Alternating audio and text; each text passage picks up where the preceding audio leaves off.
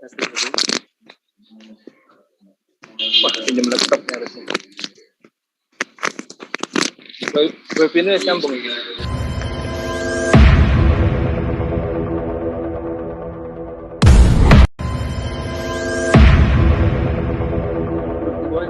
Iwan Villa yang berada di Zoom dan juga yang berada di YouTube live comment. Hari ini kita akan mendengarkan cerita ikhwan kita yang bernama Siti Farida tentang perjalanan beliau menjadi seorang mualaf. Benar siar, sudah siap ya? Alhamdulillah. Siap, Pak. Mbak Siti Farida bisa speak up dulu? Assalamualaikum warahmatullahi wabarakatuh. Waalaikumsalam. Boleh diperkenalkan nama Mbak Siti Farida dari awalnya terus sampai menjadi seorang mualaf itu kok bisa menjadi nama Siti Farida Mutmainah nih? Mutmainah. Ya, Mutmainah. Bisa diceritakan? Nama asli saya Frida. Cuman begitu saya memutuskan untuk menjadi seorang mualaf, saya dikasih nama sama yang memualafkan saya, namanya Pak Ustadz Kiai Haji. Pak saya jadi Siti Farida Mutmainah. Katanya artinya itu seorang wanita yang mandiri. Alhamdulillah. Maksudnya saya doakan supaya kamu menjadi wanita yang mandiri. Katanya saya bilang amin Pak. Saya bilang gitu. Jadi ya awal perjalanannya ya pada awalnya sih ya karena saya mungkin background saya kan dulu ya otomatis ya saya mengikuti pelajaran agama Buddha. Jadi ya segala kegiatan-kegiatan dari sekolah saya yang menyangkut agama Buddha ya saya ikuti gitu kan sebagaimana layaknya seorang pelajar gitu kan. Karena saya dimasukkan sekolah Buddha saya ngikutin, cuman saya waktu itu belum tahu gitu mengenai agama Buddha itu seperti apa gitu. Cuman begitu saya semakin dewasa kan saya jadi ingin tahu ini kan. Jadi saya terus gitu mempelajari. Saya bilang sepertinya ini agama Buddha ini nggak cocok dengan diri saya gitu, dengan cocok ya bukan nggak cocok gimana, maksudnya kok nggak sesuai dengan apa yang saya bayangkan gitu kan. Jadi saya ingin mencari, begitu saya dewasa saya ingin mencari agama yang menurut saya tuh yang paling istilah kata logika lah, masuk di logika saya gitu loh. Kalau menurut saya itu ya, jadi agama yang selama ini saya pelajari gitu di sekolah saya itu kayaknya kok nggak masuk logika saya gitu kan. Saya kan setahu saya itu sang pencipta itu tidak bisa dilihat dengan kasat mata. Kenapa kok ini dalam bentuk-bentuk yang bisa dilihat gitu? Itu berarti bukan istilah kata bukan sang pencipta dong, ya kan? Kalau seperti buatan-buatan manusia seperti itu kan maksudnya kan. Jadi nggak sesuai dimasuk di logika saya aja nggak bisa masuk. Jadi saya mencari agama yang benar-benar yang bisa dicerna gitu kan oleh otak saya gitu. Waktu itu saya masih terus mencari gitu. Sampai akhirnya saya ketemu dengan teman saya yang ngajakin belajar agama Kristen lah gitu. Ya saya belajar. Begitu pula saya pelajarin terus gitu. Jadi waktu itu saya belum menemukan agama yang Mbak Siti agama awalnya itu agama Buddha. Iya, Buddha. Nah, dari Buddha, terus apakah mempelajari agama yang lain sehingga berpindah ke agama yang lain, misalnya Kristen ataupun Hindu gitu? Enggak, cuman Buddha. Buddha itu juga sempat dulu belajar, bukannya belajar sih, jadi diajak mama saya kan itu menganut agama Buddha Jepang ya. Jadi saya diajak suruh sembayang agama Buddha dia. Ya saya ikut-ikut aja, namanya masih kecil kan, masih SMP gitu. Jadi saya belum terlalu mikirin soal agama gitu kan. Nah begitu udah SMA baru saya memutuskan saya harus mencari agama yang benar nih gitu. Karena saya udah SMA kan udah mulai dewasa lah ya. Nah saya diajak tuh sama temen untuk belajar kitab, katanya Alkitab waktu itu. Nah saya belajarlah Alkitab gitu. Dan belajar saya masih merasa kok kayaknya ini masih kurang ini juga gitu loh ya. Kurang pas lah gitu. Karena kenapa ya? waktu itu saya disuruh mengabar dari rumah ke rumah dan mereka itu mengajarkan saya supaya jangan masuk ke rumah orang Islam. Itu menjadi pertanyaan buat saya gitu. Kenapa gitu? Kok orang Islam nggak boleh dimasukin rumahnya? Bentar, saya potong. Kan katanya kalau Mbak Siti. Jadi waktu itu Mbak Siti sempat belajar tentang agama Kristen. Iya, agama Kristen. Sempat agama dibaptis Kristen juga di sana. Dibaptis, saya sempat dibaptis. Cuma kalau belum dibaptis saya belum boleh mengabar dari rumah ke rumah, itu belum boleh. Jadi mereka berapa itu waktu Mbak Siti dari pergantian agama Buddha ke Kristen tuh umur berapa tahun itu? Kan waktu kalau Buddha itu kan memang dari TK sampai SMP saya SMA itu saya Buddha tuh sekolahnya kan. Sekolahnya memang sekolah Buddha. Jadi saya kan belajar agama Buddha. Nah pas SMA itu saya udah nggak pergi ke wihara-wihara gitu. Saya udah nggak pergi karena saya udah SMA itu saya mulai belajar Alkitab gitu. Mulai belajar agama. Setelah SMA Mbak Siti udah dibaptis atau berganti kepercayaan Kristen, tapi dari SMA itu saya udah belajar Alkitab, udah mulai belajar Alkitab gitu kan. Dulu sempat ya pergi-pergi ke gereja juga, ada selain yang agama yang kan Kristen itu kan alirannya banyak ya, ada Protestan, ada Katolik. Nah saya udah semua tuh saya udah pelajari tuh kayak Protestan, Katolik, saya udah pernah masuk ke gerejanya lah setidaknya gitu ya, saya udah tahu. Nah yang terakhir ini saksi Yehova yang saya belajar, yang menyuruh mengabar dari rumah ke rumah itu. Jadi di situ saya ada pertanyaannya kenapa rumah orang Islam tuh nggak boleh? Itu yang menjadi pertanyaan buat saya, yang membuat saya tuh berpikir gitu loh. Ada apa dengan orang Islam gitu? Kenapa orang Islam tuh nggak boleh dikasih tahu? Katanya seluruh umat manusia harus dikabari Injil. Berarti milih-milih dong. Berarti kenapa orang Islam perlu tahu lah Injil. Iya kan? Kalau menurut logika saya, gitu. Jadi saya di situ saya mulai kurang srek gitu loh. Udah akhirnya saya keluar gitu loh, saya nggak mau lagi gitu. Dan juga saya dengar kan katanya itu sesat gitu kan, saksi Yehova itu sesat karena nggak ada gerejanya gitu kan. Mama saya juga melarang, udah lu ngapain masuk agama gitu, sesat gitu kan. Jadi waktu ajarannya saksi Yehova itu Mbak Siti malah diarahkan ke orang selain Islam, kecuali Islam. Jadi kan itu dilarang. Selain Islam berarti kan sesama Kristen dengan denom yang lain. Iya, kayak Buddha boleh Buddha. Pokoknya selain orang Islam lah gitu. Jadi waktu Mbak Siti itu menyebarkan agama aliran Yehova, apakah di situ ada pertentangan dari umat Buddha maupun dari Kristen yang lain?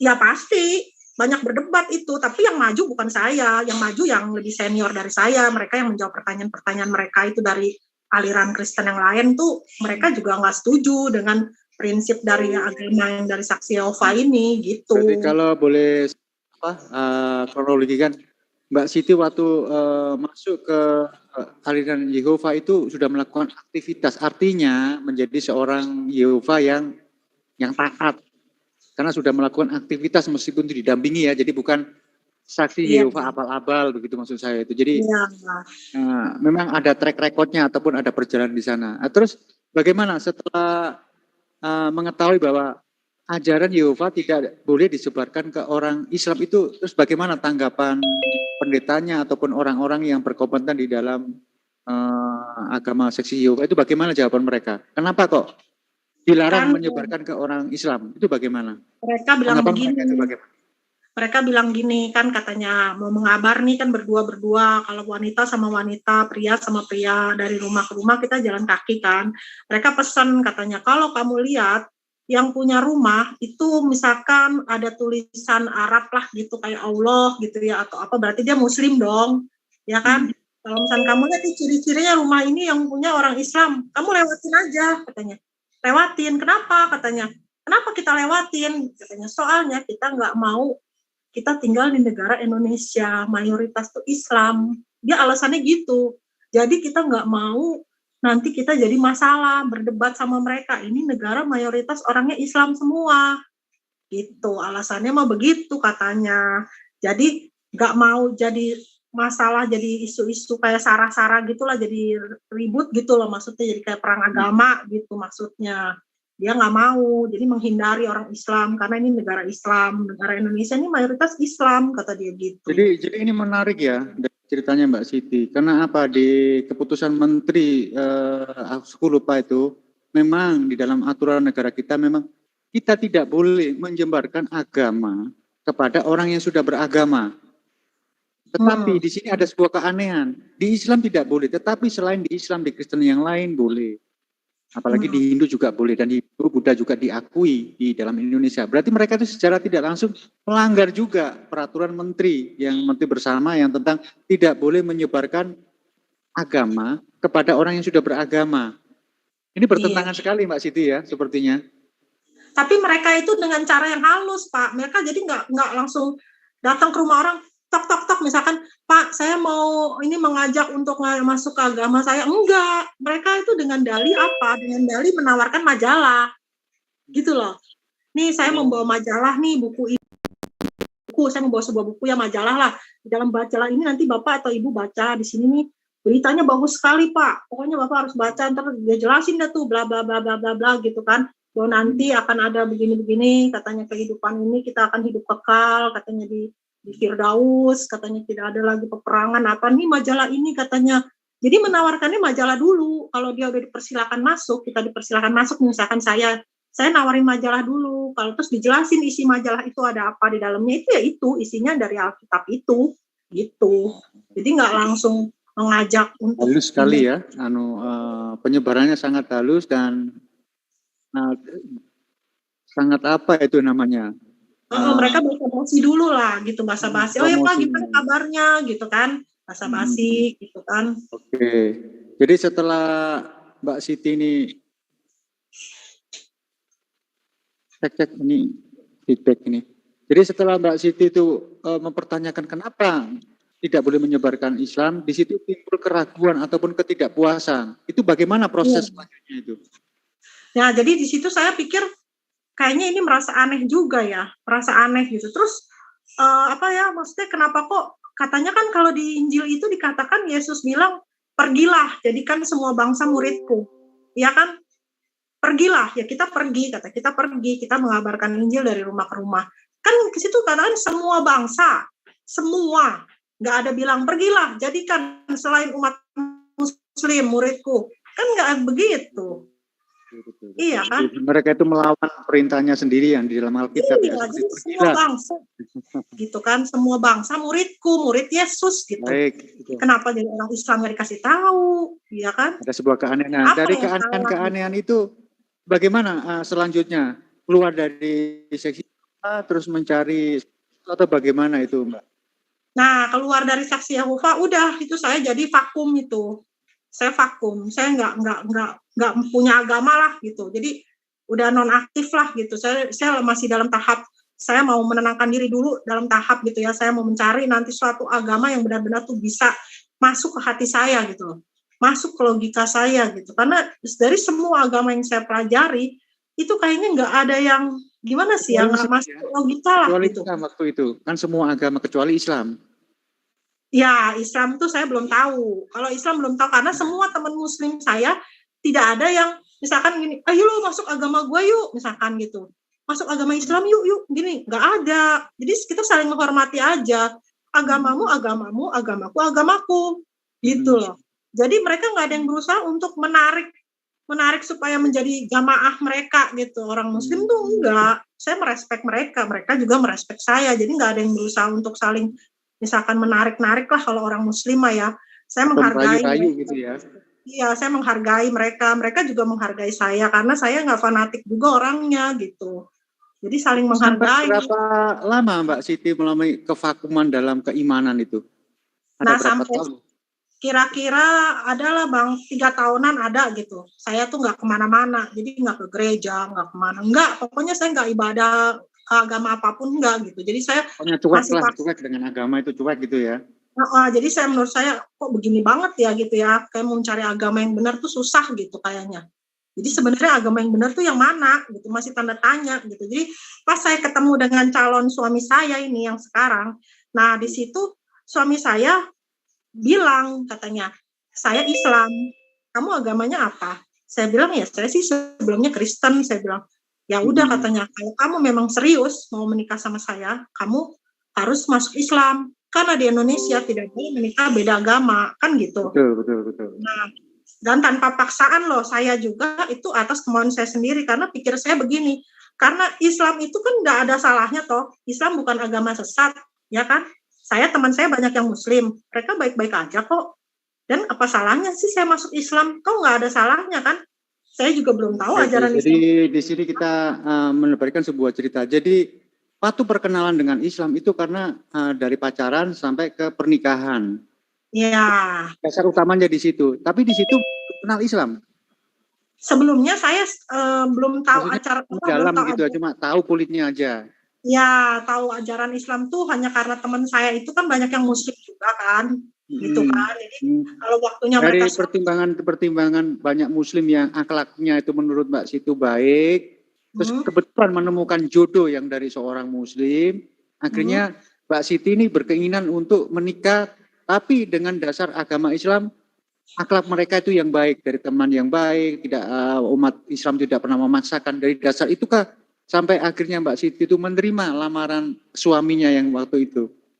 Iya, waktu itu saya pikir ya nggak apa-apa lah, saya masuk Islam kan nggak ada salahnya, ya kan masuk Islam karena kan Islam juga kan, setahu saya teman-teman saya yang Muslim pada baik semua kok pada saya, ya kan nggak ada yang salah dengan Islam gitu loh. Dan saya pikir ya mungkin inilah agama yang benar gitu kan, mungkin karena saya belum mempelajari waktu itu, ya kan. Nah setelah saya udah menikah, barulah saya mempelajari, ya kan, karena saya pikir saya kalau masuk satu agama, saya nggak mau main-main, Pak. Karena kenapa? Ini menyangkut hidup dan mati seseorang, gitu loh. Agama itu bukan untuk permainan kalau bagi saya. Tentunya di bawah bimbingan sang suami kan waktu Iya, saya sempat masuk pesantren juga. Nah, di situ Pak Ustadznya kan ngasih arahan gitu kan, ngasih pengetahuan lah tentang Islam, tentang cara sholat, tentang doanya. Dan saya di situ juga banyak cari tahu sendiri gitu kan, dari cara-cara tata sholat gitu di buku saya pelajari sendiri, oh cara sholat tuh begini gitu kan, doa-doanya saya hafalin, walaupun saya belum bisa baca Arab, saya baca Latinnya saya hafalin. Kenapa? Saya ingin ibadah saya itu sempurna gitu loh di mata Allah. Saya nggak mau main-main gitu loh. Jadi proses waktu menikah sampai betul-betul menumbuhkan Islam yang sebenarnya itu perlu berapa tahun itu Mbak Siti? Nah sampai saya mendapat hidayah lah ya. Waktu itu saya masih belum dapat hidayah karena saya kan belum mempelajari secara mendetail juga kan. Nah sampai saya tuh mendapat hidayah, saya berkeinginan saya mau merubah diri saya. Kalau bukan dari diri saya sendiri, siapa yang bisa merubah diri kita kalau bukan diri kita sendiri gitu loh. Ya kan menjadi manusia yang lebih baik. Setelah saya mempelajari ajaran Islam, seorang wanita itu harus menutup aurat. Saya harus begini gitu ya kan. Kalau saya benar-benar seorang Muslim, saya harus mengikuti apa yang Allah perintahkan, menutup aurat. Dan saya menutup aurat saya pakai kerudung, saya disuruh apa lagi, pokoknya saya mau menjalankan apa yang Allah perintahkan lah. Itu saya mulai mendapat hidayah itu setelah saya udah masuk Islam, kira-kira sudah lumayan lama sih, udah 2 tahunan, 3 tahunan lah, 2 tahun. 2 tahun saya baru menutup aurat. Jadi proses untuk hati ini ikhlas menerima Islam yang sebenarnya itu perlu proses 2 tahun ya? Iya 2 tahun, karena itu saya sambil belajar ya kan mengenai ajaran Islam tuh seperti apa sih gitu loh. Ternyata ini yang dari dulu tuh saya cari tuh ajaran Islam tuh yang benar tuh yang ini gitu loh. Ajaran Islam ini ajaran yang sesungguhnya gitu. Dari yang selama ini pencarian saya, mana agama yang benar? Mana? Ternyata dari ayat-ayat dari Al-Qur'an aja itu kan seperti kan kalau dulu yang saya pelajari ya Pak, itu di Alkitab itu kan ada, ya kan, kayak ayat seperti di Markus 12 ayat 29, itu kan dikatakan kalau dengarlah hai orang Israel, Tuhan Allah kita itu Tuhan yang esa. Nah, Islam pun mengajarkan demikian, ya kan? Ya kan yang di surat Al-Ikhlas, ya kan? Qul huwallahu ahad, Allahus somad, lam yalid walam yulad walam yakul lahu kufuwan ahad. Itu kan Allah kita itu esa, tidak diperanakan dan tidak beranak. Betul. Iya kan? Nah, kenapa kok ada ajaran-ajaran bahwa Tuhan itu ada 2 seolah-olah gitu loh. Ya kan kalau ajaran selain agama Islam katanya Tuhan itu beranak lah, Tuhan itu ada 3 lah, kok begitu? Kan gak masuk logika. Sedangkan ada ayat-ayat pendukungnya aja di Quran aja mengatakan Allah itu esa. Allah Nabi Ibrahim, Allah Nabi Musa, Nah itu ajaran yang sesungguhnya gitu loh. Betul. Berarti Itu dari Nabi Musa, Nabi baik, waktu proses menjadi Islam perlu waktu 2 tahun. Itu Kak, adakah pertentangan dari keluarga? Biasanya yang saya tahu itu ya, itu orang Buddha ya. Itu kalau apalagi saya dengar tadi Mbak Siti kan juga ada ras keturunan dari Cina. Apakah pihak keluarga itu ada melarang atau mempertentangkan karena kepindahan agama dari Buddha ke Kristen terus ke Islam? Apakah ada pertentangan dari keluarga, Mbak Siti? Oh ya pastilah. Saya waktu masuk Kristen orang tua ngoceh-ngoceh. Dia ngapain lu masuk Kristen? Ini udah lu masuk Buddha aja, Buddha Jepang. Ntar agama mama nggak ada yang nerusin dong katanya. Soalnya kan anak-anak dia nggak ada yang ngikutin agamanya dia. Kakak saya juga kan mualaf, ya kan? Oh, dari keluarga ada juga yang dari mualaf. Iya, kakak saya mualaf. Baik. Terima kasih untuk sepintas keterangannya tadi. Barangkali teman-teman di sini ada yang mau menanyakan sesuatu ke Mbak Siti, silakan handraise. Nanti kita akan giliran ya di netizen juga silakan, nanti ada satu pertanyaan buat Mbak Siti Farida. Baik, yang di Zoom silakan, yang barangkali mau bertanya kepada Mbak Siti nih. Silakan Mas Heri. Silakan dibuka mic-nya untuk bertanya. Terima kasih. Assalamualaikum warahmatullahi wabarakatuh. Waalaikumsalam warahmatullahi wabarakatuh. Jadi Mbak Siti kan keturunan Chinese ya? Iya betul Pak. Itu bagaimana sikap ini maksudnya pas ada perayaan Chinese kayak Imlek kayak segala macam itu bagaimana itunya? Apa Mbak Siti harus diajak atau bagaimana itu? Ya, ikut gimana? Kalau masalah Imlek itu sih ya Pak, saya sih terus terang aja kan kalau kita sebagai umat muslim itu kan toleransi lah ya, cuman bukan berarti kita ikut merayakan gitu loh. Ya kan, maksudnya toleransi beragama, cuman nggak boleh juga misalkan kayak mengucapkan selamat Natal atau apa kan kita jangan, seolah kan kita merayakan juga kalau kayak gitu. Dalam ajaran agama Islam kan tidak diperbolehkan seperti itu gitu kan. Jadi ya mama saya sih paling kalau Imlek ya saya datang ke rumahnya. Saya sebagai anak menghormati orang tua lah. Tapi bukan berarti saya mengucapkan, karena kan Imlek itu kan bukannya agama sih Pak sebenarnya, bukan perayaan agama. Jadi itu tahun baru di negara Cina-nya itu tahun baru Imlek gitu. Jadi nggak ada unsur-unsur agama gitu. Jadi ya saya datang aja ke rumahnya gitu kan, paling cuman ya kayak gitulah. Maksudnya saya sih nggak bilang selamat tahun baru ya gitu, enggak juga. Cuman paling ya maafin ya gitu doang, paling maafin ya mah gitu, minta maaf gitu sama orang tua gitu aja sih. Mama saya sih juga nggak terlalu, kalau daripada saya nggak datang sama sekali mama saya lebih marah. Terus makanya lu udah masuk Islam kok lu nggak mau datang ke rumah gitu kan Imlek gitu. Jadi saya menghargai aja, cuman terus satu lagi itu kalau tentang pergaulannya Mbak Siti itu jangan yang komunitas Tionghoa itu bagaimana kalau setelah tahun Mbak Siti masuk Islam? Maksudnya teman-teman Tionghoa? Mereka teman-teman saya.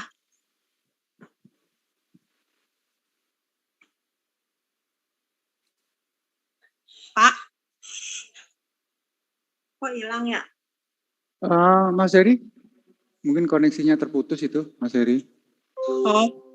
Baik, kita lanjutkan ke pertanyaan selanjutnya. Silakan buat teman-teman yang mau bertanya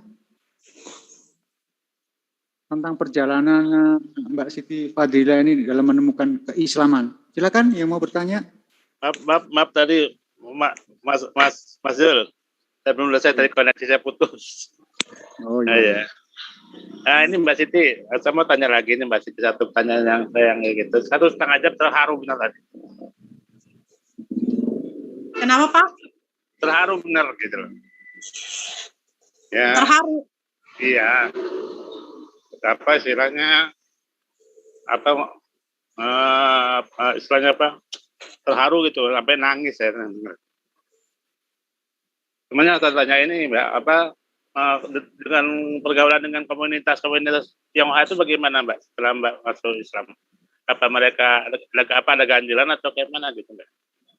Enggak sih, mereka mah enggak terlalu ini sih Pak, karena kan mereka tahu kalau agama itu masalah privacy. Jadi mereka juga enggak berusaha untuk mendiskriminasi saya atau mengintervensi saya. Jadi seolah kamu kenapa masuk Islam gitu apa? Enggak. Biasa aja, kita kan negara Indonesia ini masuk agama pun tidak ada yang bisa melarang, ya kan? Itu kan atas dasar keinginan saya sendiri, tidak ada paksaan dari pihak manapun. Termasuk juga mereka kalau mau masuk agama apapun saya tidak bisa berhak melarang kan. Jadi ya mereka fine-fine aja sih, cuman mereka kaget kok saya berkerudung gitu kan. Lu sekarang masuk Islam lu gitu, paling gitu doang. Iya, saya bilang. Udah sih no problem aja, nggak masalah gitu. Jadi mereka nggak mempermasalahkan masalah saya Mas. Cuman mereka kaget dengan penampilan saya kan, dulu kan saya nggak berkerudung gitu kan. Jadi dengan berkerudung itu mereka kan jadi tahu saya udah masuk Islam gitu. Udah gitu aja sih, nggak terlalu masalah Pak. Ya gitu aja saya ucapin. Ya mudah-mudahan menjadi Islam yang kafah, yang itu ya.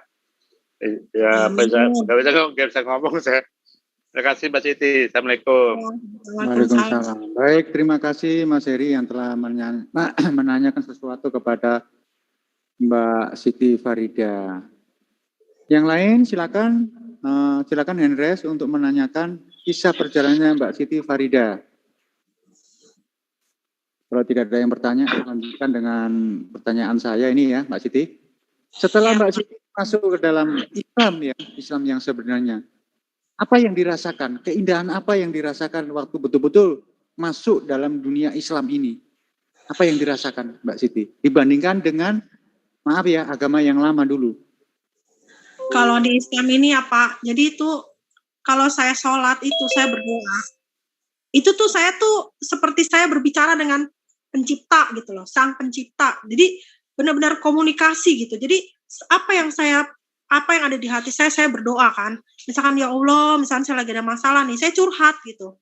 Terus begitu saya baca Al-Quran, itu langsung seperti ada jawabannya. Langsung saya baca, itu tuh ada jawaban dari yang saya pertanyakan ke Allah gitu. Langsung ada. Pas saya baca, nah ini kan tadi yang ada di dalam otak saya yang saya tanya sama Allah. Langsung ada jawabannya. Jadi Allah tuh seolah-olah bicara sama saya lewat Al-Quran itu. Lewat Al-Quran, Allah langsung kasih jawaban. Nih jawabannya. Kamu tuh harus begini. Kamu tuh harus begini gitu. Jadi benar-benar gimana ya, saya merasakan ketenangan gitu loh. Ketenangan pikiran, walaupun saya banyak masalah, ya kan, mau punya duit, nggak punya duit, pokoknya tenang, pikiran saya tuh damai. Kalau saya ingat dari ayat-ayat Al-Quran, Allah itu maha kaya. Istilah kata, kamu nggak perlu khawatir. Istilah kata nggak perlu khawatir, besok ini saya mau makan apa ya? Besok saya ini, istilah kata rezekimu tuh udah dijamin sama Allah. Jadi semenjak saya masuk Islam, saya tuh mau ada masalah seberat apapun, pasrah, berserah diri. Kan tunduk sama Allah, yang penting kita tunduk menjalankan perintah Allah. Allah selalu ngasih jalan keluar, sesulit apapun masalah kita pasti ada jalan keluar. Dan saya benar Pak, saya terbukti ya, saya sesusah saya apapun, saya nggak kerja pun saya tetap bisa makan. Allah nggak pernah membiarkan umatnya itu kelaparan, miskin. Selagi kita mau berusaha, insya Allah akan memberikan. Nah, baik. Itu Pak. Jadi saya kalau tiap sholat itu saya sampai nangis-nangis. Baik. Terima kasih. Ini ada lagi Mas Moto, ini sudah handres. Barangkali ada yang mau ditanyakan. Mas Moto silakan. Iya. Iya, Assalamualaikum warahmatullahi wabarakatuh. Cece. Iya, saya mau tanya nih, pertanyaan satir sih. Memang nggak rugi masuk Islam? Sholatnya sehari 5 kali loh, berat loh kalau kata murtadin. Siapa kuat sehari sholat 5 kali? Nggak ada yang sanggup. Kan ada yang ngomong gitu kan, murtadin kan terkenal tuh, Saifuddin Ibrahim bilang gitu kan. Memang nggak rugi masuk Islam, capek loh. Apalagi masalah makan. Apa udah nggak bisa makan bak lagi kan? Gimana tuh? Belum yang masa beribadah dan sunah-sunah lainnya gitu. Ini pertanyaan satir sih buat saya. Prinsip saya begini Pak, saya mah nggak pernah khawatir saya tuh nggak bakalan bisa nggak makan walaupun saya masuk Islam. Allah menjamin rezeki saya. Asal kamu tunduk sama saya. Iman saya begitu aja Pak. Dulu saya pernah kerja ya. Bos saya itu nggak senang lihat saya sholat.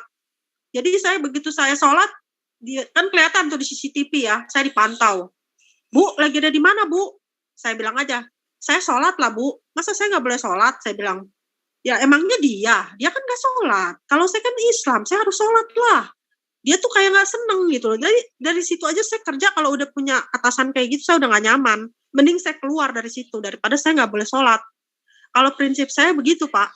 Saya nggak pernah khawatir, saya tuh nggak akan dapat pekerjaan, saya nggak akan dapat rezeki. Rezeki itu yang ngasih Allah, bukan manusia. Dimanapun saya kerja, selalu saya tanya, Pak, saya boleh nggak izin sholat? Kalau saya nggak boleh izin sholat, lebih baik saya nggak usah kerja di tempat Bapak. Kalau saya begitu. Kenapa? Itu perintah dari pencipta kita loh. Bukan dari manusia loh perintahnya loh. Itu hidup dan mati kita tuh ada di tangan siapa? Di tangan manusia? Kan enggak.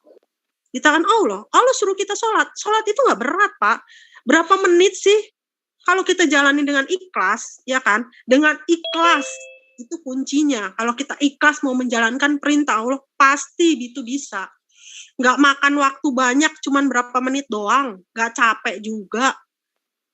Bukannya kita disuruh naik turun tangga terus kan, cuman gerakan sholat itu gerakan itu justru itu buat kesehatan kita itu bagus, justru gerakan sholat itu. Kalau kita meneliti lebih jauh ya dari gerakan sholat itu sendiri.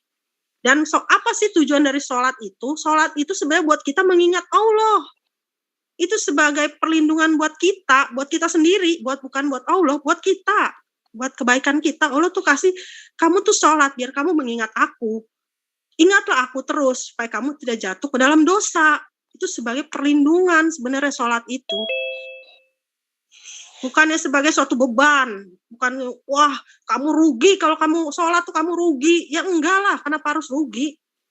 Rizki yang ngasih siapa? Kan Allah, kenapa saya harus rugi? Justru kalau kita saya nggak sholat sekali aja, saya justru merasa berdosa. Saya merasa dosanya besar sekali gitu loh. Justru saya rugi. Ada merasa berhutang gitu ya, Mbak? Iya, saya telat sholat aja Pak, kepala saya udah cekot-cekot gitu kayaknya. Iya, udah pusing saya malah kalau saya udah melewati waktu sholat, udah lama, misalnya telat dari waktu sholat, kepala saya udah pusing malahan, kayaknya udah migrain gitu. Justru kalau saya udah sholat, udah plong gitu. Kalau saya udah sholat tuh udah plong, justru udah gak ada beban lagi, bukannya jadi sholat tuh jadi suatu beban, malah kebalikannya. Kalau saya nggak sholat, itu jadi beban buat saya. Itu jawabannya Mas Mutu. Oke, kita bergeser ke ini, ada Aki Abunaran, juga seorang mualaf tapi sudah jadi muslim ini. Mualafnya sudah bertahun-tahun. Silakan Aki Abunaran untuk bertanya. Makasih Pak Jul. Jadi saya bukan mualaf tapi udah bangkotan juga lah termasuk. Terus kemudian yang kedua mungkin saya tidak bertanya tapi sharing sharing pengalaman aja ya sama Bu Siti ya. Nah Bu Siti mungkin kalau kita baca Bible kan Yesus pernah menyebut hukum yang terutama ya. Hukum terutama ini adalah hukum yang tertinggi, tidak ada lagi hukum di atas ini, semuanya di bawah hukum yang terutama. Hukum terutama ini kan terdiri dari 3 aspek ya. Yang pertama Tuhan Allah itu Esa, dan kita Muslim alhamdulillah mengesahkan Allah tanpa syarat ya. Mengesahkan Allah tanpa syarat, tanpa ada embel-embel, tanpa ada variasi. La ilaha illallah Muhammad, la ilaha illallah itu ya.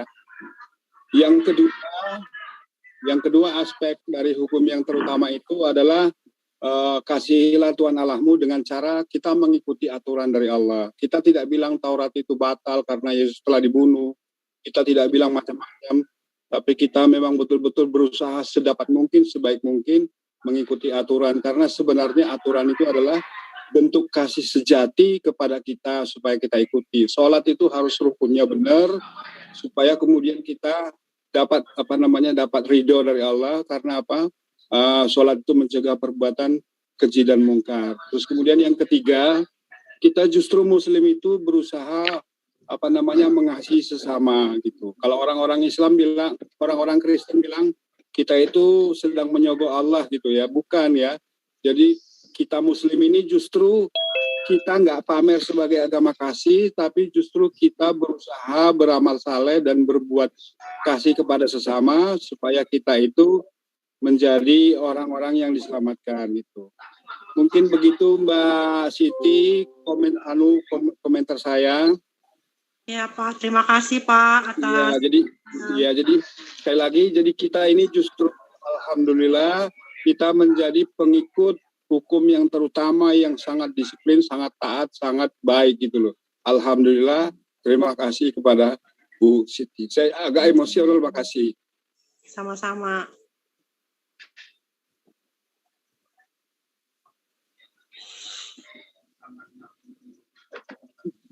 Baik. Yang lain silakan. Bang Jul, kalau ada dari Pak Kristen boleh bertanya. Siapa saya tadi? Saya mau ke Bang Jul aja, boleh nggak? Boleh silakan. Mau bertanya. Bang Jul, kalau bisa digeser aja ke room yang lain, masalahnya ini kalau seandainya Ibu Siti ini dari Buddha, ini bagus itu pengetahuan nih bagaimana dalamannya Buddha gitu. Gimana Bang Jul? Baik, nanti kita akan buat acara lagi. Ini kita sudah masuk dalam sesi perjalanan seorang mu'alaf. Jadi ini akan kita upload 1 jam ke depan. Ini sudah 35 menit. Nanti kita akan geser setelah kita buat format yang baru lagi. Silakan buat yang lain. Barangkali ada mau bertanya ataupun menambahkan ataupun saling menguatkan. Monggo. Assalamualaikum warahmatullahi wabarakatuh.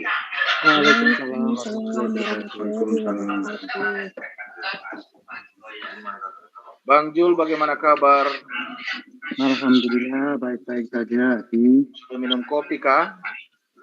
Nah, sudah nih. Ini bagaimana Aki? Ada pertanyaan untuk Mbak Siti Farida ini tentang perjalanan kemu'alafan beliau. Oh, alhamdulillah. Selamat datang saudariku. Terima kasih Pak. Semoga kita selalu dalam lindungan Allah, berada di jalur indahnya Islam kebersamaan. Amin. Assalamualaikum. Waalaikumsalam. Bang Jul, saya belum monitor anunya, gimana? Baik, tolong ditahan dulu ya. Silakan Mas Rizky Bro. Ya, assalamualaikum semuanya. Waalaikumsalam. Ya, saya nyimak ya. Paris, assalamualaikum warahmatullahi wabarakatuh. Waalaikumsalam warahmatullahi wabarakatuh. Iya, mana Bapak? Kabar sehat Bapak? Alhamdulillah, sehat selalu. Oke, kita arahkan ke Mbak Siti ya. Ini sudah live. Lalu diarahkan ke sana, kita sudah acaranya ke sana.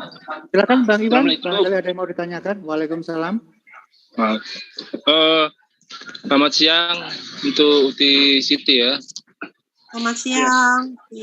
Ya, yang ingin saya tanyakan begini, apakah hubungan silaturahim dengan terutama siapa orang tua apa saudara yang masih beda agama itu seperti apa?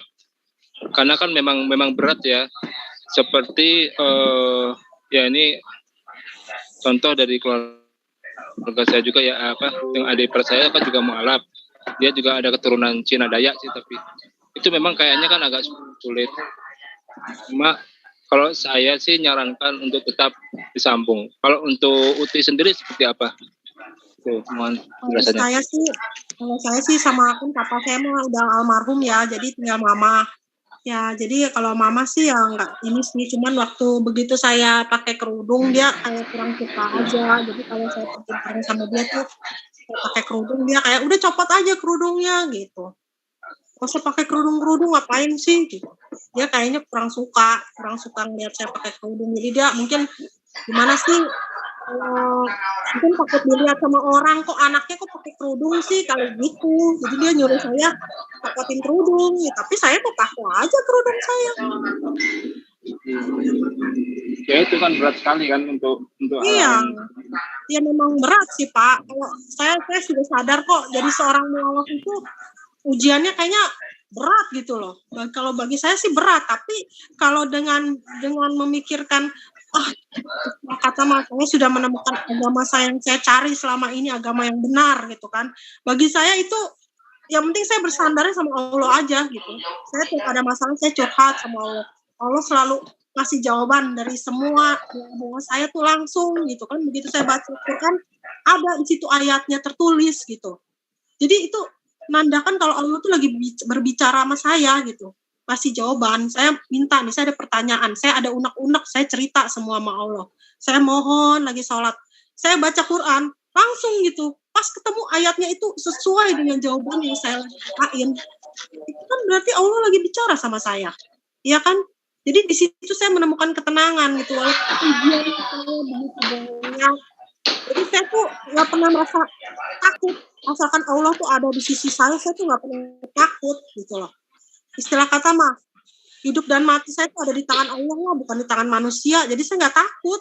Istilah kata mah nggak takut, walaupun ada ujian apapun itu gitu kan. Seperti Nabi Ibrahim aja sih, ya kan dibakar hidup-hidup aja. Allah selamatkan Nabi Ibrahim. Apinya menjadi dingin. Allah bilang dingin itu api, dingin. Walaupun ada orang silakan orang mau bunuh saya, bunuhlah saya. Toh manusia bisa membunuh raganya doang, tapi Allah bisa membangkitkan. Aku bunuh 10 kali, Allah bangkitin saya 10 kali. Ibarat kata. Jadi ya saya emang nggak usah saya emang nggak pernah merasa takut gitu loh. Saya mencontoh nabi-nabi zaman dulu aja. Mereka juga manusia loh. Nabi itu manusia loh. Kalau mereka bisa, kenapa kita enggak gitu loh? Kenapa saya enggak gitu? Mereka bisa setia toh. Nabi Ayub, walaupun dari kaya jadi miskin, kena penyakit, tetap setia. Jangan bilang, oh iya mereka nabi, imannya beda. Ya enggak juga. Toh sama-sama manusia kan, walaupun memang imannya mereka lebih kuat, tapi sama-sama manusia harusnya kita juga bisa. Kita juga harus mencontoh nabi. Kita harus seperti nabi juga imannya. Iya kan, harus bisa kuat, asalkan bersandarnya sama Allah, jangan sama manusia. Takutlah sama Allah, jangan takut sama manusia. Manusia tuh bisa kasih kita apa? Manusia cuma bisa membunuh raga kita, tapi nggak bisa membunuh roh kita. Allah membangkitkan dan mematikan itu cuma Allah, bukan manusia gitu. Saya mah nggak pernah takut semenjak saya masuk Islam. Saya tuh udah berserah diri kan sama Allah. Jadi hidup mati saya tuh di tangan Allah. Saya nggak pernah merasa takut gitu loh. Kalau dulu sebelum masuk Islam saya berpikir, saya kan justru saya setelah masuk Islam ya Pak, saya jadi tahu, oh ada siksa kubur, oh nanti begini. Jadi kita semua perbuatan kita dipertanggungjawabkan semua di akhirat. Di agama saya yang sebelumnya tidak ada ajaran seperti itu Pak. Tidak ada. Semenjak saya masuk Islam, saya jadi tahu, oh ternyata ada siksa kubur, oh ternyata begini. Jadi saya justru merasa jadi lebih takut lagi buat dosa gitu loh Pak. Ada rasa takut gitu, ternyata oh begini ya, oh semuanya itu dipertanggungjawabkan di akhirat gitu. Makanya saya mau menjadi manusia yang lebih baik lagi, terus belajar dan terus belajar gitu loh. Kenapa? Karena semua dipertanggungjawabkan di hadapan Allah. Apa yang kamu kerjakan di dunia? Semua dipertanggungjawabkan gitu. Jadi makanya saya tuh jadi merasa takut, justru takut apa? Takut berbuat dosa kalau saya mah Pak, bukannya apa-apa. Jadi merasa takut berbuat dosa ya Allah, kalau mikirin ya, saya kalau sholat ya Allah, dosa saya banyak amat ya Allah, dosa saya. Ya, makanya saya sering nangis tuh begitu. Jadi ya Allah, andaikan saya bisa menebus dosa-dosa saya yang dulu gitu loh. Jadi mikirin dosa, saya tuh mikirin dosa saya yang dulu. Jadi ada rasa takut berbuat dosa lagi. Jadi saya makanya ya Allah saya ingin jadi hamba-Mu yang lebih baik lagi gitu. Karena takut nanti di akhiratnya kalau saya bukan mikirin dunia, sekarang tuh saya mikir di akhirat gitu. Assalamualaikum. Bang Jul. Ya. Aku tambahin sedikit ya Bang Jul. Boleh silakan nanti kebenaran. Jadi begini mungkin ya, jadi saya juga sama seperti Bu Siti, dulu di awal-awal Muslim itu semangatnya sangat kuat ya, sehingga kemudian ada orang yang bilang kamu kok terlalu pede gitu ya, tapi itulah yang saya alami ya. Jadi begitu pertama kali pindah ke Islam, semangatnya itu luar biasa, berani matinya itu luar biasa, karena telah menemukan jalan yang baru gitu loh, sehingga kemudian kalau nanti Bu Siti ini menyampaikan hal-hal yang sangat pede, mungkin itu mohon pengertiannya gitu loh kepada teman-teman yang udah dari awal Islam gitu loh. Karena bisa jadi kan apa yang disampaikan Bu Siti ini kan mungkin terlalu pede, terlalu apa. Tapi itulah yang kami rasakan pada saat pertama kali kami menemukan jalan yang benar gitu loh. Gitu Bang, makasih. Assalamualaikum warahmatullahi wabarakatuh. Waalaikumsalam warahmatullahi wabarakatuh. Waalaikumsalam. Ya, boleh saya bertanya, Kang Jin? Silakan. Oke. Bu Bu Siti, jadi Mbak Siti lah ya, Mbak Siti. Jadi kalau Mbak Siti bilang dosa-dosa yang dahulu, waktu Mbak Siti mengucapkan kalimat syahadat itu sudah diampuni Mbak Siti.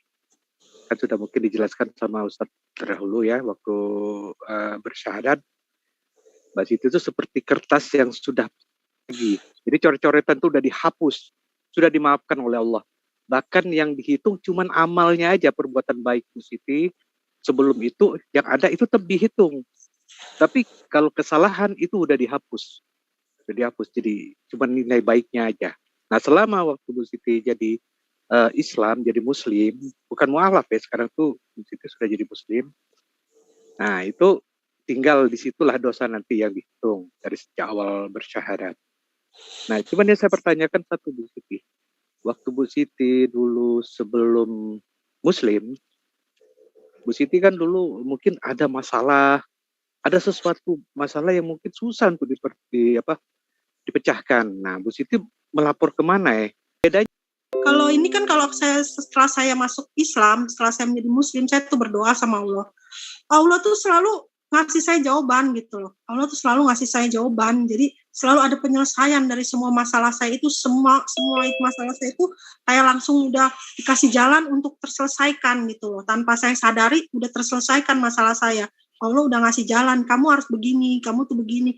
Dan istilah kata mah udah pokoknya lebih tenang lah saya kalau pas saya udah masuk Islam itu. Bedanya tuh ya kalau saya berdoa itu, saya setelah masuk Islam tuh seperti saya lagi curhat gitu loh.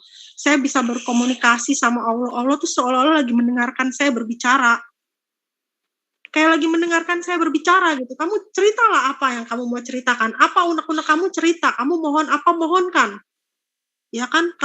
Jadi saya juga kalau berdoa selalu, jadi kadang-kadang kan kita kalau berdoa itu ya pakai manusia itu berdoa bukan selalu apa yang dia butuhkan, tapi apa yang dia inginkan. Jadi Allah itu memberi apa yang kita butuhkan, bukan apa yang kita inginkan. Kadang-kadang apa yang kita inginkan itu belum tentu yang kita butuhkan gitu loh. Jadi saya kalau berdoa, ya Allah, Engkaulah yang mengetahui apa yang terbaik untuk hamba-Mu ini, apa yang terbaik dan apa yang ya menurut kehendak Allah lah yang terjadi. Jadi bukan kehendak saya gitu loh. Kalau memang kehendak Allah, kamu yang terbaik kamu ini, yang kamu butuhkan sekarang tuh ini, ya udah. Jadi saya bukan berarti kalau saya berdoa ya Allah ini kok nggak dikabul-kabulin ya doa saya. Ya mungkin menurut Allah bukan saat ini, bukan itu yang kamu butuhkan gitu loh. Jadi Allah ngasihnya tuh yang lain gitu, yang benar-benar saya butuhkan gitu. Jadi saya selalu berpikiran baik tentang Allah. Jadi saya nggak berpikiran buruk. Bahkan kalau ada orang kan bilang, kok saya udah berdoa nggak dikabul-kabulin ya gitu. Ya mungkin udah dikabulin sebenarnya sama Allah, cuman dengan cara yang lain, dengan hal yang lain dikabulinnya, karena Allah merasa saat ini bukan ini yang kamu butuhkan gitu. Walaupun itu yang kamu inginkan. Jadi Allah tahu yang terbaik. Jadi saya tiap berdoa itu selalu mohon Allah kasih yang terbaik buat saya gitu loh. Jadi yang benar-benar memang menurut Allah itu yang terbaik, berarti itulah yang saya butuhkan saat ini. Menurut Allah itu yang terbaik gitu loh. Jadi saya udah pasrah semenjak saya masuk agama Islam ini, saya lebih banyak berserah diri lah gitu, pasrah gitu kan, dan merasakan ketenangan gitu walaupun ada masalah bagaimana, pokoknya saya curhat, hati saya lebih tenang ya kan, saya berzikir, saya curhat. Jadi kalau saya lagi berzikir juga hati saya tuh lebih tenang gitu loh. Walaupun mumet kepala banyak masalah gitu kan, kalau berzikir pasti lebih tenang gitu kan. Bersolawat, berzikir, baca Quran, pokoknya ibadah lah, fokuskan ke ibadah, pasti hati kita lebih tenang gitu loh. Kalau hanya mengejar dunia bisa memberi kamu apa? Cuman hidup kamu sampai umur berapa di dunia? Nanti di akhirat kamu gimana? Itu yang saya pikirkan gitu loh. Jadi saya lebih mikirin untuk buat bekal saya buat akhirat saya gitu loh. Makanya saya semenjak masuk Islam ini saya bersyukur gitu loh. Jadi saya menemukan, oh ternyata inilah agama yang saya cari-cari selama ini gitu. Yang bisa membawa saya hidup saya tenang, walaupun banyak masalah pun pikiran tetap tenang gitu kan.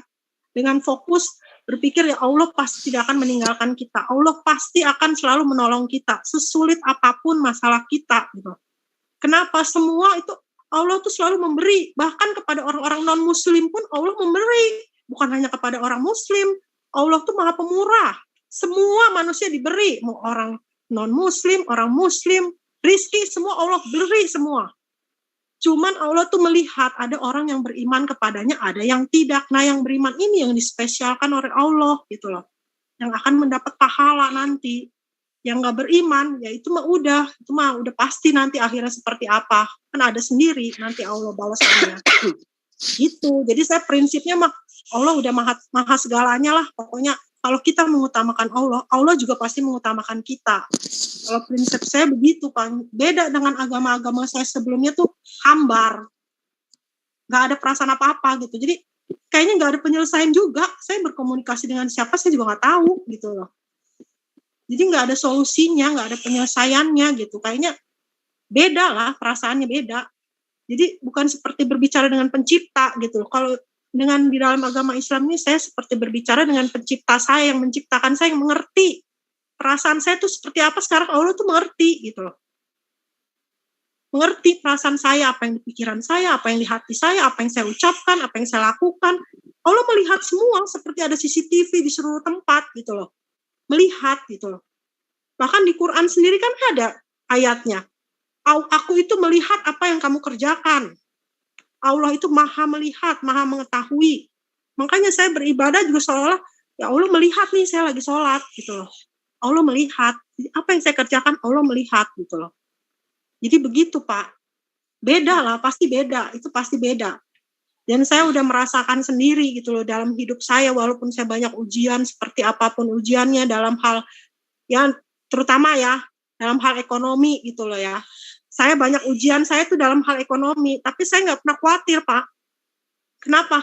Karena semakin saya dihimpit secara ekonomi, Allah memberikan saya jalan gitu loh, supaya saya bisa tetap makan, supaya saya bisa tetap, ya pokoknya jalanlah dengan berbagai macam cara. Rezeki saya tuh ada gitu, saya tetap bisa makan, saya nggak kekurangan. Karena Allah tahu, nih umatku ini aku nggak akan membiarkan dia itu miskin, kelaparan. Kenapa? Allah tuh maha kaya. Masa dia membiarkan umatnya miskin? Kan nggak mungkin. Iya kan? Allah maha kaya, Allah memberi, murah.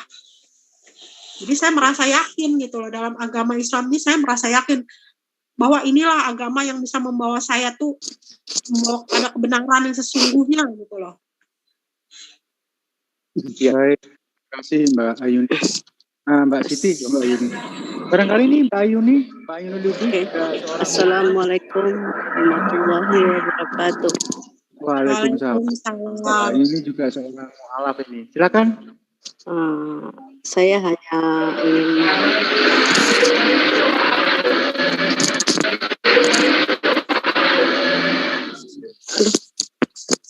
ingin menguatkan aja. Semoga suaranya. Ingin menguatkan saja. Semoga Mbak Siti selalu istiqomah. Jadi apa yang Mbak Siti rasakan, ya amin. Sebagian saya ada rasakan juga dulunya gitu. Amin. Jadi sama-sama kita belajar di sini istilahnya begitu ya Mbak Siti ya. Semoga selalu memberikan rahmat dan karunia-Nya kepada Mbak Siti. Amin. Terima kasih Bu. Terima kasih. Assalamualaikum. Terima kasih. Saya. Silakan Mas Yusuf, barangkali ada yang mau ditanyakan. Assalamualaikum. Waalaikumsalam.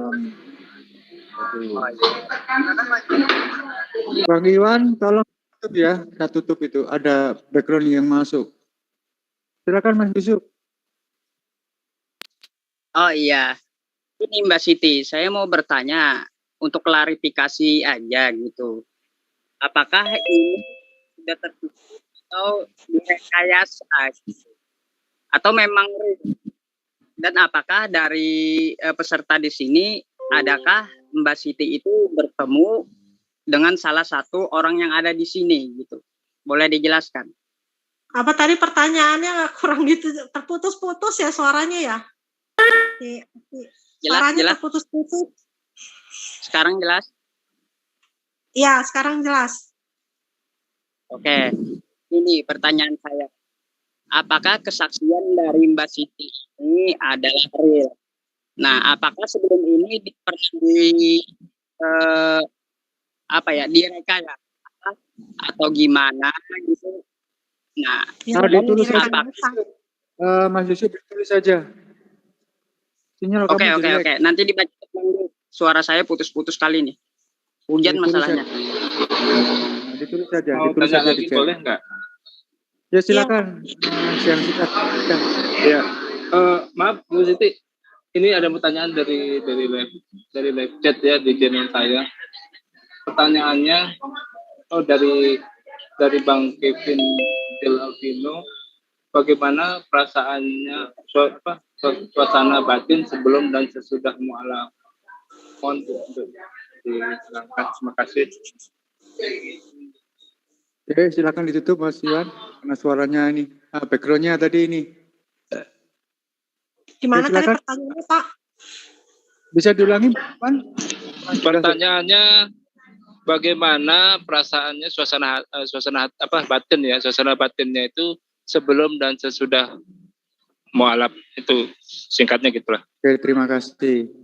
Perasaan batinnya tadi sih saya udah bilang ya, udah jelasin. Jadi lebih tenang gitu loh Pak. Jadi kalau dulu tuh saya kalau berdoa gitu ya, kalau sebelum saya muslim tuh kayaknya hambar gitu. Nggak ada ketenangan jiwa, biasa aja gitu. Kayak biasa, kayak bukan berbicara dengan sang pencipta ya. Karena memang mungkin tertujunya salah, bukan kepada Allah. Kan saya berdoa kan, ya nggak ada jawaban. Nah begitu saya masuk Islam ya, saya seperti sedang berkomunikasi gitu loh dengan Allah. Ya kan saya ada perasaan saya apa, saya curhat lah gitu, saya cerita lah, ada unek-unek apapun, ya saya cerita, misalnya saya ada permohonan apa, ya saya ada misalkan, ya saya ada meminta pengampunan dosa-dosa saya, mungkin saya ada berbuat dosa apa segala, pokoknya saya curhat lah. Saya kalau berdoa tuh panjang, Pak. Jadi saya curhat, seperti saya curhat aja, gimana sih? Saya curhat aja sama Allah gitu kan, saya ada permohonan apa, ya kan, saya minta ampun yang pertama, saya curhat. Jadi ada perasaan ketenangan gitu. Jadi semua masalah saya tuh saya ceritakan ke Allah, dan Allah alhamdulillah ya, Allah tuh selalu ngasih jalan keluar gitu loh. Selalu ngasih jalan keluar gitu kan, dari ayat-ayatnya mungkin ada jawabannya. Setiap pada saat saya baca Quran tuh selalu ada jawabannya. Begitu saya di hati saya ada pertanyaan apa, ada unek-unek apa, begitu saya baca, loh kok ini ada jawabannya gitu. Pas saya baca gitu kan, yang tadi saya utarakan tuh langsung ayatnya tuh ada sama gitu jawabannya gitu. Saya seolah-olah Allah nunjukin nih, kamu baca ini nih ayat ini gitu. Saya sih memang baca Quran itu urut dari depan, karena saya pengen tahu isi Quran itu seperti apa. Dari surat pertama Quran saya udah baca udah setengahnya gitu kan. Saya mau baca sampai akhir. Jadi setiap pada saat saya baca itu di ayat itu ada jawabannya. Ya kan, pada saat saya buka surat apa saya baca ya. Pokoknya pas ada tuh surat Al-Imran kalau nggak salah saya baca itu ada. Terus saya bilang lah, ini kan yang tadi saya pertanyakan sama Allah ya. Jadi di situ tuh Allah tuh tahu apa yang kamu butuhkan sekarang tuh Allah tahu gitu. Ada ayat tertulis situ, Allah tuh melihat apa yang kamu kerjakan. Allah tuh maha mengetahui. Allah tuh tahu keadaan kamu sekarang. Dalam hati saya, ya Allah, berarti tuh Allah tuh, saya tuh nggak pernah merasa khawatir gitu. Nggak pernah khawatir, saya nggak pernah khawatir karena Allah tahu keadaan saya gitu loh. Allah tahu, Allah lebih tahu gitu. Jadi saya pasrah aja gitu, pasrah sama Allah, karena saya yakin Allah tuh mengetahui apa yang saya butuhkan, dan asalkan saya mentaati perintahnya gitu kan, pasti Allah juga senantiasa mengingat kita gitu loh, mengingat saya maksudnya. Kalau saya ingat Allah, Allah mengingat saya. Ya kan, makanya saya bilang umat manusia ini kalau kadang-kadang kalau saya pikir tuh, saya tuh justru merasa sedih gitu loh kalau ingat Allah. Ya Allah, saya bilang umat ciptaanmu ini kok banyak yang durhaka gitu kan. Kadang-kadang Allah tuh apa kurang baik gitu loh. Ya kan, yang bukan muslim aja Allah kasih rizki. Mau yang muslim, yang bukan muslim, kasih rizki. Allah tuh maha pemurah gitu loh. Tapi justru manusianya aja yang durhaka gitu kan. Makanya kadang-kadang saya suka sedih gitu. Maksudnya ya Allah, saya bilang, kok manusia kok seperti ini ya, pada jahat gitu kan, jahat sama Allah maksudnya. Kok bukannya taat sama Allah malah pada durhaka gitu kan. Baik, Mbak Siti, ini pertanyaan. Ini sangat emosional gitu loh Pak. Kalau saya lagi sholat tuh emosional. Ini pertanyaan terakhir dari Mas Yusuf dari Penegak Islam. Ini Habis ini kita close ya karena sudah 1 jam. Nanti kita akan bergeser ke kajian Mas Kamarudin yang memberikan pengajian. Ini pertanyaan dari Mas Yusuf. Apakah kesaksian ini real? Ataukah kita bikin-bikin? Ataukah kita rekayasa? Ya real lah Pak, masa rekayasa sih ya Allah. Ini tuh kalau masalah kayak begini tuh dipertanggungjawabkan di hadapan Allah loh Pak. Kalau saya tuh, kalau rekayasa itu semua dipertanggungjawabkan itu. Kalau apalagi kesaksian palsu, kesaksian apa itu semua ucapan kita itu dipertanyakan. Nanti seluruh anggota tubuh kita akan bersaksi di hadapan Allah. Jadi tanpa kita bicara, semua tuh bersaksi gitu. Baik, jadi begini Pak Nila, kita di sini tidak ada rekayasa. Yang jelas tadi cuma mengadakan briefing itu untuk apa? Untuk mengetahui bahwa nanti operatornya siapa, nanti siarkan dengan live, nanti bertanya. Briefing kita cuma, jadi tidak ada kita menyuruh Mbak Siti untuk nanti kamu bicara begini atau begono, tidak ada. Kita spontan dan tidak ada rekayasa. Betul begitu Mbak Siti? Iyalah pasti. Iyalah, semua spontan lah. Orang saya aja sampai nangis-nangis kok. Terbawa emosi saya pasnya kalau lagi sholat juga sampai nangis-nangis gitu, soalnya terbawa emosi gitu, maksudnya terbawa perasaan gitu, jadi sambil curhat sambil nangis sambil curhat, jadi, pokoknya saya perasaan saya tuh sensitif gitu. Baik Mbak Siti, baik masih dibatasi oleh waktu, karena dibatasi waktu. Bagi teman-teman yang masih ingin dibatasi bergeser ke room yang lain, bagi teman-teman room ini ingin buat kajian dari Mas Kamarudin, dari menguatkan yang sudah kita kemudian ya untuk itu bagi yang pertama Mbak Siti, kita tutup dengan kata Assalamualaikum warahmatullahi wabarakatuh.